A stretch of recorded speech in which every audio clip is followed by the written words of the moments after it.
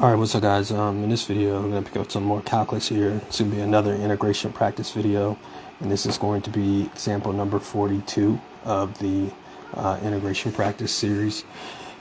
So I asked to evaluate the integral x squared times e to the negative x dx. So here we apply integration by parts. So we get that from the product rule. So that's the integral of u dv is equal to uv minus the integral of v du. So we need a u and a dv. Okay, so u here just be x squared. dv can be e to the negative x dx. So we need du. That's 2x dx. And then we need v, which is the antiderivative of dv. So that's the antiderivative of e to the negative x dx, and the antiderivative to that is negative e to the negative x. So now we go to using our integration by parts formula. So I'm going to write this as negative e to the negative x multiplied by x squared. I can pull out a 2, okay, and then on the inside here I'll be left with x times e to the negative x dx, and that's what we deal with next. So notice that we're going to have to apply integration by parts again, because when we did it the first time it just dropped the power of x down to 1. So now we got to do it again. So we're not going to deviate from the selections that we had the first go round. So u is x, dv is everything else. So dv be e to the negative x dx. Excuse me. Okay, so du is dx, and v again is the antiderivative of dv, so that's the antiderivative of e to the negative x dx, which is negative e to the negative x. Okay, so remember we took the 2 out, so again this would be negative e to the negative x multiplied by x.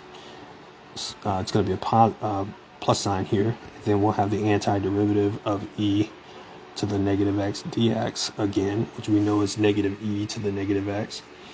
So this becomes 2, and it's going to be multiplied by negative e to the negative x multiplied by x. This was minus e to the negative x. We already know you integrate that, so that's going to be minus e to the negative x.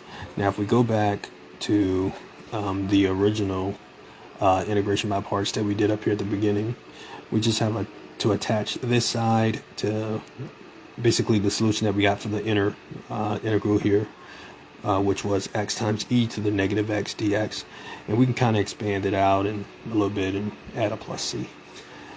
So we're pretty much almost done with this, so let's attach everything. So this will be negative e to the negative x multiplied by x squared plus 2. And then we'll have negative e to the negative x multiplied by x minus e to the negative x plus c. And I'm going to expand it out for the final answer. So the final answer here, we integrate x squared times e to the negative x dx. Final answer here, I'll write it down here. It's going to be negative e to the negative x multiplied by x squared. This would be minus 2e to the negative x multiplied by x minus 2e to the negative x plus c. When you actually expand everything out and simplify it. And that's your answer. Okay, so let me know if you got any questions. I'll be more than happy to explain it. I will see y'all next time.